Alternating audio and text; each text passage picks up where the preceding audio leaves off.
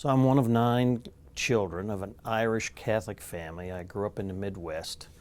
I graduated from Purdue and came to New Orleans actually to study to become a priest. And when I was growing up, the priests were the people who were involved in social justice work, and I wanted to be like them. So I came to New Orleans and went to school out on Carrollton Avenue at Notre Dame Seminary.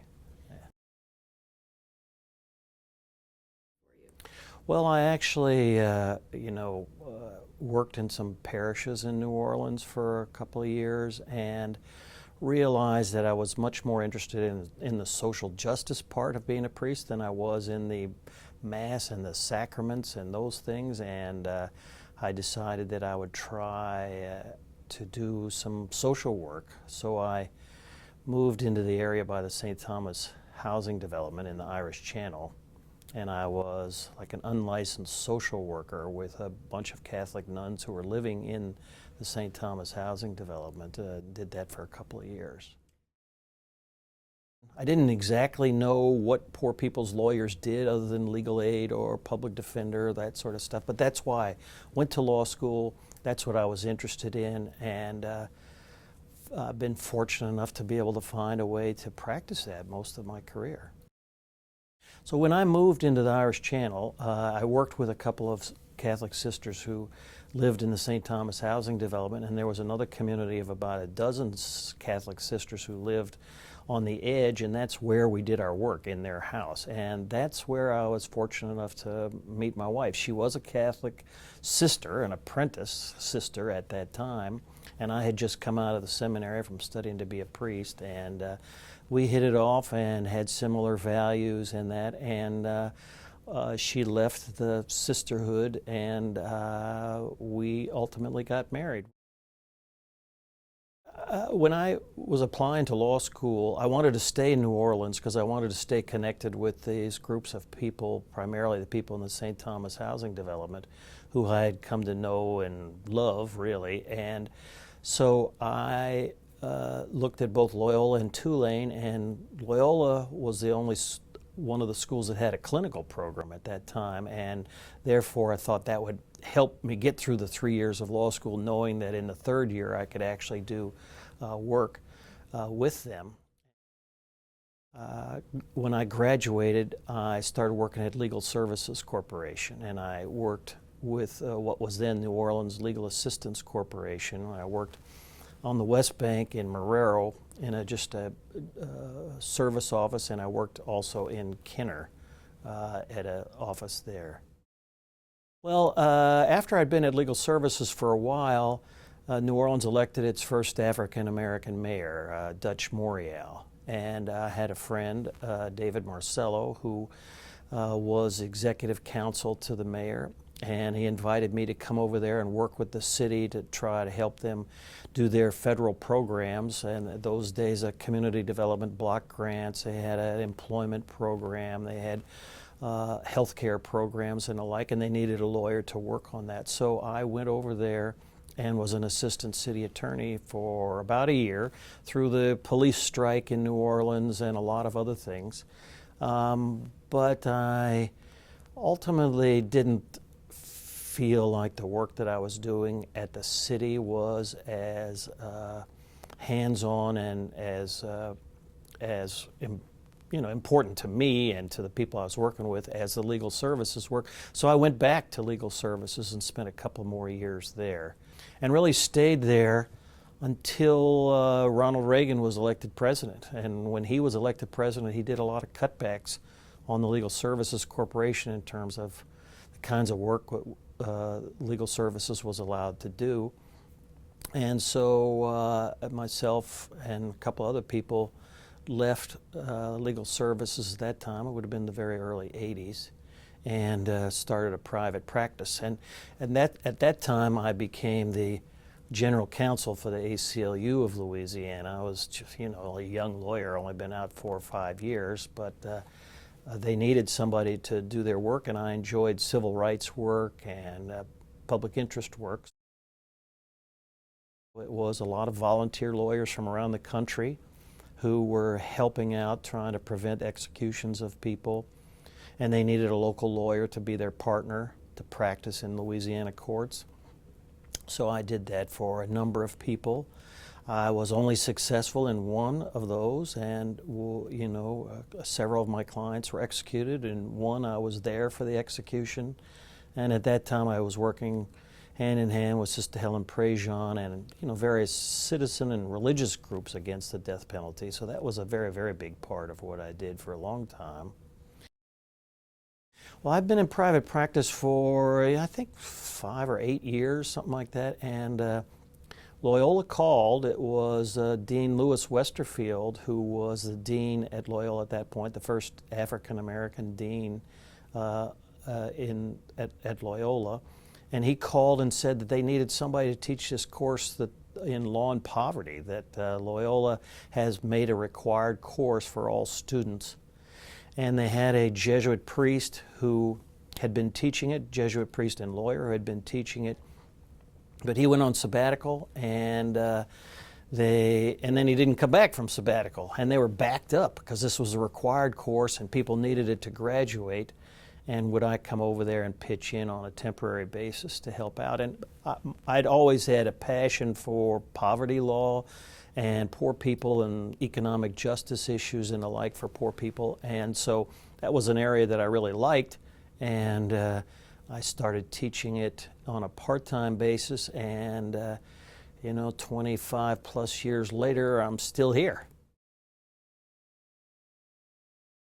Kinds of campaigns we did in Plaquemine Parish for all black community in Plaquemine Parish. They didn't have running water. Their water was brought in on a tank, twice a week. And there was pipeline that came right up to that community, served the white community, and there was another pipeline that started after that community, served the white community in another part. But they decided that they were tired of this and they were going to do something about it. So we filed suits, in federal court. We filed administrative complaints with the Department of Justice. They had protests. They held rallies. They held human rights hearings and the like.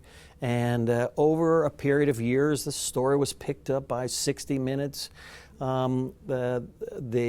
It was a constant question to the leaders of the parish, and as a result of all of these things, they ultimately got running water, which was a terrific advancement. And this happened in the very first couple of years that I was a lawyer, and I realized that the lawyer's role was important, and we had a lot to give, but that the lawyers have a lot to get as well, is that we get a lot from the people that we're working with, and they educate me about politics, they educate me about communication, about those sorts of things. And that, I think, is what sort of movement lawyering, or I call it social justice lawyering, is about.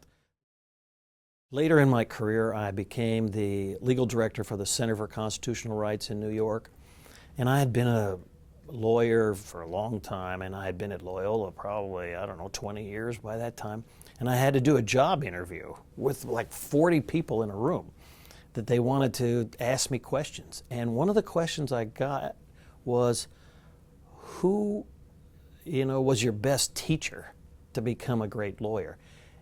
And because I'd been at Loyola for 20 years, I hadn't done a job interview in a very long time, so I didn't have like easy answers to a lot of these questions that if you do a lot of interviews, I guess you would. And I thought about it for a while. I was really stumped for a little bit, and then I realized and told them that it really was the mothers and the grandmothers of the St. Thomas housing development who were my best teachers. Now, these are folks who, by and large, maybe had a high school education. A lot of people didn't even finish high school. But I helped them and I taught them about public records requests and lawsuits against the Housing Authority and HUD to try to make housing better. But they taught me what it means to be in charge of a family, of your children and your grandchildren, and living on $600 a month and being willing to walk a mile or mile and a half each way at night to come to a meeting or to go to a protest, to hold a candlelight vigil in that. A friend of mine said, would you come up to Loyola and give a talk to a group of people who are thinking about going and sitting in the federal courthouse because to protest U.S. policy in Latin America after soldiers in El Salvador assassinated a number of Jesuits and several women who worked in their offices with them. And these were soldiers that were trained by the U.S. government at an institution called School of the Americas. And I went to that meeting, and I ended up representing the people who did this. They went down to the federal administrative offices and blocked the elevators and were ultimately convicted of disturbing the peace in a federal building. But direct action by people and people willing to risk arrest and jail is a small part, but an important part of social change. And it's a part that they really need a lawyer for. And so I have represented, well over 100 people in federal courts in Georgia. I've represented people in New York who were opposed to the Iraq War from day one, and people in North Dakota who were opposed to nuclear weapons, people in Nevada who were trying to stop drone warfare, and most recently an 82-year-old sister and a couple other people in their 60s who went on to a nuclear weapons storage place in Knoxville, Tennessee to ask for disarmament and, spray painted on the sides of the buildings and the like. And, they knew they were going to be arrested. They knew they were going to jail, but they will be historically remembered as people being on the right side. I think that Katrina was a profound experience for me personally and for our community and for the legal profession. Loyola and Tulane and all the schools in New Orleans closed because of the hurricane damage. Our law school was fortunate enough to set up in Houston, and the clinic that I work with set up spots with the Red Cross and the like over there. So we got to reconnect with a lot of people from the community and to be a part of the voting rights questions, the housing justice questions, the FEMA questions, the way the money was distributed questions and all that. There were a lot of civil rights struggles and economic rights struggles in those, and I was fortunate enough to participate in those. Over the years, I have had plenty of opportunities to leave New Orleans, and I did leave for a couple of years in New York, but I found that I really missed the sense of community, and I really missed the friendship and the opportunities you have when you work with others. One of my mentors once was a Jesuit priest named Daniel Berrigan, who was in and out of jail for civil disobedience things, and I introduced him once at a conference, said that this is one of my heroes. And he said, he corrected me right there on the spot and said, look, I don't believe in heroes. I believe in community. And by staying in New Orleans and working with the people in public housing, working with the people who are fighting for economic justice or fighting for civil rights and the legal community and the like, it makes my life meaningful. People say, are you happy? I mean, I don't think happiness is the only goal in life. I think meaningfulness is the goal in life. And by putting a life into working on social justice issues with other lawyers, but also with lots of other people, is a great way to have a meaningful life. And it's hard to do that if you're not part of the community. And so this is my community. This is my family. So, I'm nearly 70 years old, and I've been doing this for 40 years as a lawyer, 40 plus years as a lawyer, and did it before that as a social worker.